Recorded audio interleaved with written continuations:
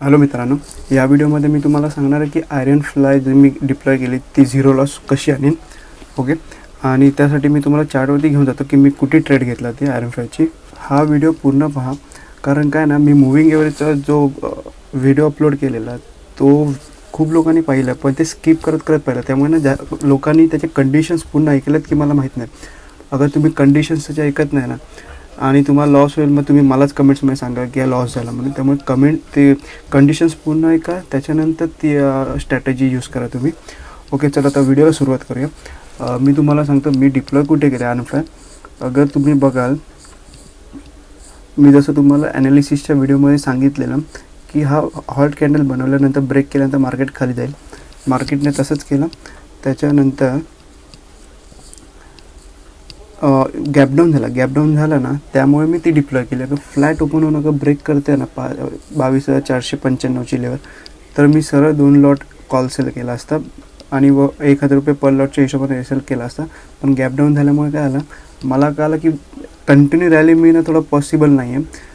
थोडे मुवमेंट देईल, त्याच्यानंतर गॅप डाऊन होईल, थोडी मुवमेंट देईल, परत गॅप डाऊन होईल, हे मला थोडं माहिती होतं. त्याच्यामुळे मी डायरेक्ट 2 लॉट अप्लाय नाही केला. त्यामुळे मी माझी आयरन फ्लाय ही स्ट्रॅटेजी डिप्लॉय केली. ओके, आता मी तुम्हाला माझ्या स्ट्रॅटेजीवरती घेऊन जातो. तुम्हाला आता क्लिअर कळेल. ही आहे ती पहिली स्ट्रॅटेजी. पाहिजे तर मी एकदा रिफ्रेश करतो. ही आहे माझी पहिली स्ट्रॅटेजी. अगर तुम्ही राईट साईडला बघाल ना, तिकडे मॅक्झिमम लॉस होता 3,150. ओके, बरोबर. आणि मॅक्स प्रॉफिट अगर तुम्ही मध्ये घेऊन जाल तर तुम्हाला क्लिअर दिसेल 9,350 हा माझा मॅक्स प्रॉफिट होता. आणि मार्केट किती खाली पडलं तरी त्याचा मॅक्स लॉस हा माझा 650 होता. ओके, ही सुरुवातीची स्ट्रॅटेजी होती. आणि मी ह्याबरोबर मी एक 22,300चा कॉल पण सेल केलेला. ओके, 141ला सेल केला, तो मी दुसऱ्या दिवशी 5,000 प्रॉफिटला काढला. मग तसं बघायला गेलं तर लेफ्ट साईडला तर मी नो लॉसच आहे अगर मी तो ॲड केला तर. पण आता सध्या ह्याच्यामध्ये ॲड करत नाही, कारण मला ही प्युअर ठेवायची. ती कशी मी मोमेंटम वाईज केलेला तो ट्रेड, बरोबर. आता हा पहिला ट्रेड होता आणि ह्याचं मी अपडेटेड तुम्हाला सांगतो. अगर अपडेटेडमध्ये तुम्ही जाल तर तुम्ही हे दुसरंवाला बघाल ना, तर आता त्याचा मॅक्स लॉस बघा किती आहे. जिथे तुम्ही राईट साईडला बघाल मॅक्स लॉस जेव्हा 3,100 होता ना, आता तो फक्त 975 झाला आहे. आणि लेफ्ट साईडला डाऊन साईडचा आता जिथे 650च्या आसपास काय होतं, तो आता 975 झाला. तो फक्त 300 रुपये का वाढला, कारण राईट साईडवरून 3,100 होता, तो 975 आला. त्याच्यामुळे इकडे 200-300 पॉईंट्स वाढले, रुपये वाढले. ठीक आहे, त्याने एवढा काय फरक पडत नाही. आणि मी end of the day Thursday वीकच्या आधी ह्या दोन्ही साईडला राईट साईडला आणि लेफ्ट साईडला टोटली झिरो करून टाकेल. म्हणजे तुम्हाला जी स्ट्रॅटेजी दिसते ही पूर्णपणे ग्रीन होऊन जाईल. ओके, पाहिजे असं तर मी काल पण करू शकलो असतं, पण काय असं माहिती आहे का, तुम्ही डायरेक्टली करता ना तर हा तुमचा जो मॅक्स प्रॉफिट आहे ना, आता जिथे 9,300 होता पहिल्याच्या स्ट्रॅटेजीमध्ये, आता इकडे मध्ये बघाल तर 9,000 रुपये हा मॅक्स प्रॉफिट आहे, बरोबर. तर अगर तुम्ही हळू करा ना, तुमचा मॅक्स प्रॉफिट आहे ना थोडं कमी होतं. आता मी काल डायरेक्ट राईट साईडला किंवा लेफ्ट साईडला मी झिरो केलं असतं ना, हा जो 9,000चा प्रॉफिट आहे ना, तो सरळ 6,000 ते 7,000वरती आला असता. ठीक आहे, त्याच्यामुळे हळूहळू घेऊन जाणं हे जास्त इम्पॉर्टंट आहे.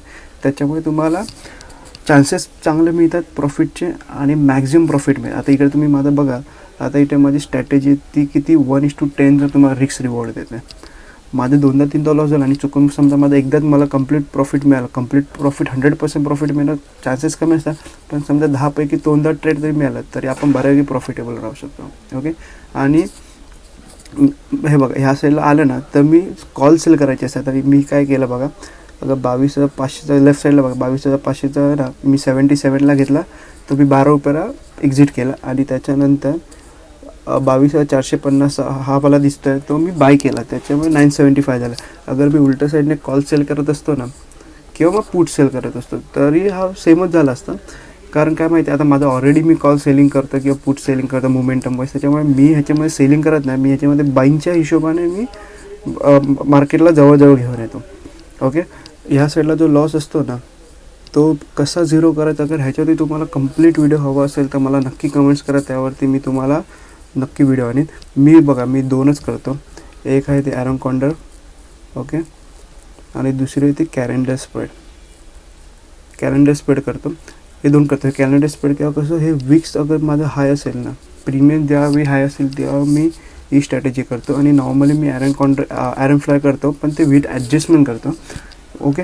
आणि तुम्हाला ॲरन कॉन्टर आणि कॅलेंडर स्पीडवरती काही व्हिडिओ हवा असेल तर मला नक्की कमेंट करा, त्याच्यावरती मी नक्की व्हिडिओ बनवीन. आता हा सध्या व्हिडिओ तर माझ्या ट्रेडबद्दल व्हिडिओ आहे. तुम्हाला कंप्लीट व्हिडिओ हवा असेल बॅक टेस्ट सकट तर नक्की कमेंट्स करा मला. ओके. आणि मी हे दोन्ही भले ॲरन फ्लाय असू दे नाही तर ॲरन कॉन्टर असू दे, मी काय करतो मी तुम्हाला सांगतो. मी डिरेक्शनल वाईज करतो. मी आधी डिरेक्शन बघतो. अगर डाऊन साईडला जात असेल ना तर मी डाऊन साईडचं मी ॲरन फ्लाय घेतो किंवा कॅलेंडर स्पीड घेतो. अप साईडला मला मार्केट बुलिश वाटत असेल तर मी अप साईडचं घेतो. ते का ते सांगतो. अगर तुम्ही ॲट द मनीवरती करताना, हे बघा हे आहे ॲट द मनीचं बरोबर, तर तुमचं ना अगर तुम्ही नॉर्मली अगर नॉन डिरेक्शनल करता मध्ये ठेवता बरं, तर काय असतं माहिती आहे तुमचं ह्या साईडला पण प्रॉफिट लॉस आहे ना थोडा जास्त असतो दोन्ही साईडचा. ओके. पण मी काय करतो, समजा ही ॲरन कॉन्टर आहे बरोबर, ही ॲरन कॉन्टर आहे. त्याच्यानंतर मी ना इथूनच चालू करतो. अगर मला नेगेटिव्ह दिवस असेल ना तर माझं इंट्री इकडे असते, त्याच्यामुळे माझा हावाला लॉस आहे ना थोडा कमी असतो आणि हावाला लॉस एकदम कमी असतो. ठीक आहे. मला अगर मध्ये ठेवलं की दोन्ही साईडचा तुमचा लॉस आहे ना सेम असणार. माझं इकडे थोडं कमी, इकडे थोडं जास्त असतो आणि इकडे एकदम कमी असतं. पण काय असतं माहिती आहे, हे बघा तुम्हाला आता परत तिकडे घेऊन जातो. आता प्लॅन ऑफ ॲक्शन मी तुम्हाला सांगतो. उद्या मोठा गॅपअप झाला, 100 पॉईंटने समजा गॅपअप झाला. आता मार्केट चालू 22,177, 100 पॉईंटने गॅपअप झाला तर मला तर फायदाच आहे, मला अजून माझा प्रॉफिट वाढेल. समजा 200 पॉईंटने वाढला मार्केट तर मग मी काय करणार, पहिले कॉलचं अगर माझा हा जो 22,450चा कॉल आहे ना तो बऱ्यापैकी इन द मनीमध्ये जाईल बरोबर. त्याच्यानंतर त्याच्यावरचा अजून काय कॉल असेल ना तर मी तो बाय करणार, म्हणजे राईट साईडचा माझा आहे तो कम्प्लिटली झिरो होऊन जाणार. किंवा मग मी पुट सेल करेन. आता डिपेंड मार्केट कुठे ओपन करतं ह्याच्यावरती आपलं मार्केट डिपेंड करतं. अगर हळू जात असेल तर मी कॉल बाय करेन, अगर एकदम मोठा गॅपअप झाला तर मी कदाचित कॉल सेल पुट सेल पण करेन. आणि ते तुम्हाला सांगतं की डिरेक्शनल मी करतो. तुम्ही सध्या डिरेक्शनल करू नका, तुम्ही नॉन डिरेक्शनल करा. नॉन डिरेक्शनलमध्ये काय असतं माहिती आहे, मार्केट कुठे गेलं ना तर आपण हळू ते समजा त्या राईट साईडचं प्रॉफिट लॉस जास्त असेल आणि आपण नॉन डिरेक्शनल केला, तुमच्या अगेन्स्टमध्ये ओपन झालं ना तर तुम्ही हावाला लॉस आहे ना तुम्ही हळू झिरो करू शकता.